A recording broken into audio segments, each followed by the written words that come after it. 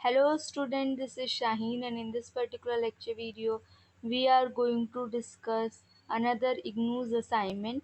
Bachelor of Commerce General का ये आपका assignment है BCOS 183 Computer Application in Business.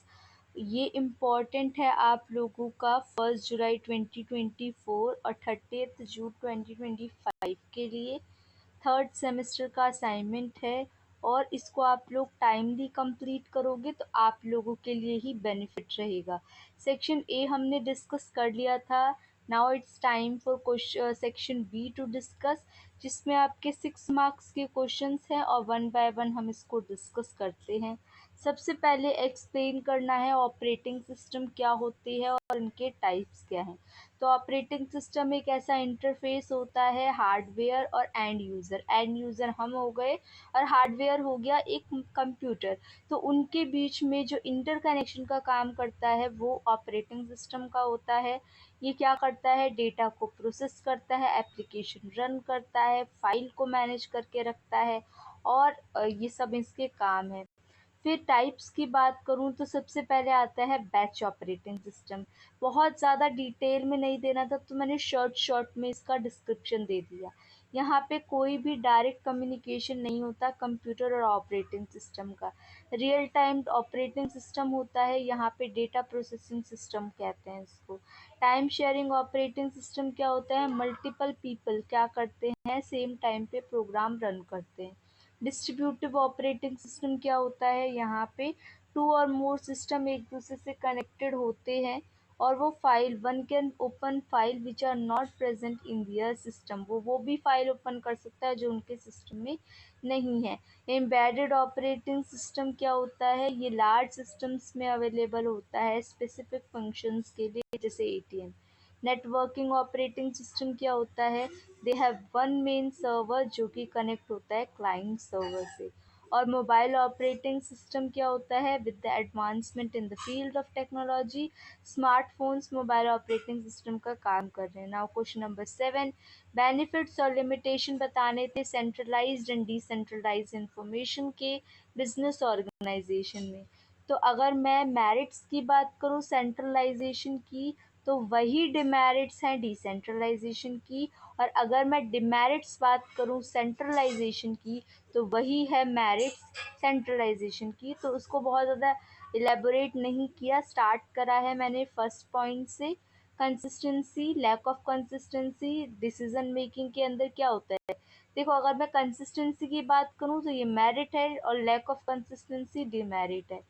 तो सेंट्रलाइजेशन क्या होता है, सेंट्रलाइजेशन की वजह से डिसीजन मेकिंग आसान हो जाती है क्योंकि बहुत ही जल्दी निर्णय ले लिया जाता है।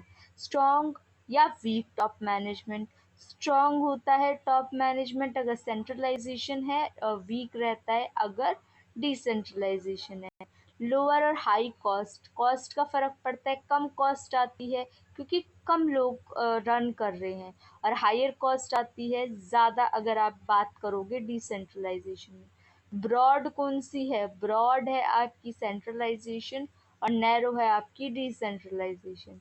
अगर मैं लिमिटेशन सेंट्रलाइजेशन की और बेनिफिट्स बात करूं डिसेंट्रलाइजेशन के, तो नुकसान है हैवी बर्डन रहता है 1% पे या कुछ परसेंट पे, जबकि लाइट बर्डन रहता है डिसेंट्रलाइजेशन में। ऑर्गेनाइजेशनल ग्रोथ का क्या मतलब होता है, ऑर्गेनाइजेशन ग्रो करती है किस केस के अंदर, सेंट्रलाइजेशन के अंदर थोड़ा ग्रोथ इतनी ज़्यादा अपॉर्चुनिटीज़ नहीं होती क्योंकि क्या होता है कुछ लोगों के हाथ में पावर है तो वो एक्सपेंशन इतना ज़्यादा लोग अपने आप को फ्रीडम नहीं प्रूव कर पाते। और lower high status of lower management, तो यहाँ पे लोअर रहता है अगर मैनेजर का लेवल बात करूँ और हाई स्टेटस रहता है आपका लोअर लेवल मैनेजर का। फिर बेसिकली अब मैं समझाऊँ तो आप ये समझ लो कि सेंट्रलाइजेशन का मतलब होता है जब पावर कुछ लोगों के हाथ में होती है, कुछ लोग या आप बोल सकते हो एक इंसान के हाथ में होती है। और डिसेंट्रलाइजेशन जब आपकी मेजॉरिटी पीपल मिलके पार्टिसिपेट करते हैं एक काम के अंदर। Describe the various options available in main menu में देख लो आप, फाइल है, एडिट है, व्यू है, इंसर्ट है, फॉर्मेट है, टूल्स है, टेबल, विंडो, हेल्प।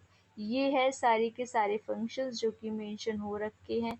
आपको अगर यहाँ पे राइट जा रहे हो, लेफ़्ट जा रहे हो, अप डाउन, ये इस तरीके के की ऑप्शंस होते हैं। एग्जाम्पल भी दे दिया हमने कि अगर आप फाइल मेन्यू में क्लिक करोगे लेफ्ट माउस के लिए हाईलाइट के लिए, ये आप देख सकते हो। Next question is question number 9। Power point की प्रोसेस को किस तरीके से क्रिएट किया जाता है उसको एक्सप्लेन किया गया है। चार्ट में किस तरीके से आप चार्ट पुटअप कर सकते हो पावर पॉइंट में। तो चार्ट एक विजुअल एक्सप्लेनेशन होती है जो कि आपकी प्रेजेंटेशन को इन्हेंस करती है और डेटा बहुत ज़्यादा क्रिस्प हो जाता है आपके चार्ट से। तो इसके अंदर आप देखोगे कि कैसे चार्ट्स को ऐड किया जाता है आपकी स्लाइड में।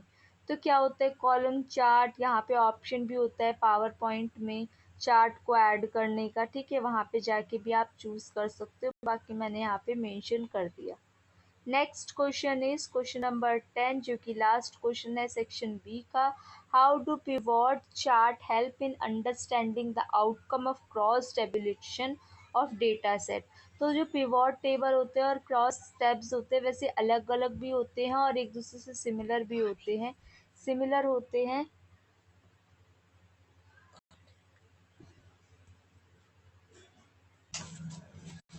तो पिवोट टेबल और क्रॉस टैब्स क्या होता है, डेटा को प्रेजेंट करता है टेबुलर फॉर्मेट में रो और कॉलम के साथ जो कि डेटा को क्या करता है एक सर्टेन अमाउंट में प्रेजेंट करता है। डेटा में सम, काउंट, मैक्स, मिनिमम या एवरेज के आप फॉर्मूले यूज़ कर सकते हो सो दैट कि आपको इन्हेंस हो जाता है आपकी जो भी प्रेजेंटेशन है और आपकी कैलकुलेशन भी इजी हो जाती है।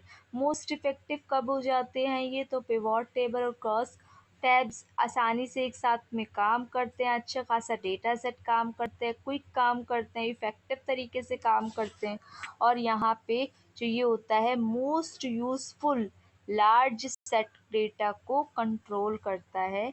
विदाउट पिवोट और क्रॉस टेबल जो विजुअलाइजेशन टूल है वो अच्छे से काम नहीं करते। तो that is all about this lecture जिसके अंदर हमने सेक्शन बी डिस्कस किया। सेक्शन सी डिस्कस करेंगे नेक्स्ट लेक्चर वीडियो में।